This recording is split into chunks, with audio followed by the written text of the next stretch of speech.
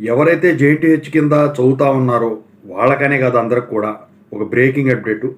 Colleges అన్నీ కూడా close కాబోతున్నాయి. డిప్లొమా అయినా కానివ్వండి, బీటెక్ అయినా కానివ్వండి, బీఫార్మసీ అయినా కానివ్వండి, ఎంటెక్ అయినా కానివ్వండి, ఎంఫార్మసీ అయినా కానివ్వండి.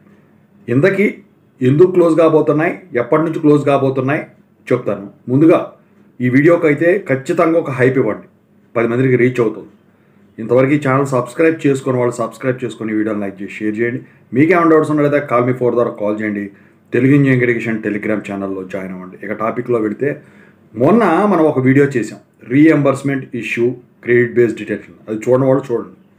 చాలామంది స్టూడెంట్స్ రీఎంబర్స్మెంట్ పడదా అని అడుగుతూ ఉన్నారు. ఎందుకంటే వీళ్ళని ఎగ్జామ్స్కి ఫీజు కట్టించుకోవట్లేదు, సర్టిఫికెట్లు ఇవ్వట్లేదు అని చెప్పేసి. అన్ని కాలేజీలు లేదు, కొన్ని కాలేజీలు. అయితే ఇక్కడ ఒక యూనియన్ ఉంటుంది కదా, ఇప్పటికే డిగ్రీ కాలేజీలు వాళ్ళు మేము క్లోజ్ చేస్తున్నామని చెప్పారు. ఇప్పుడు రీసెంట్గా నిన్న ప్రభుత్వంతో వీళ్ళు చర్చలు జరిపితే చర్చలు సఫలం అవ్వలేదు.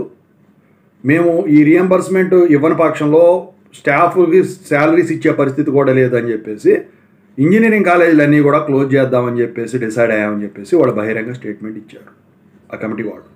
మరి ఎప్పటి నుంచి క్లోజ్ చేయబోతున్నారు?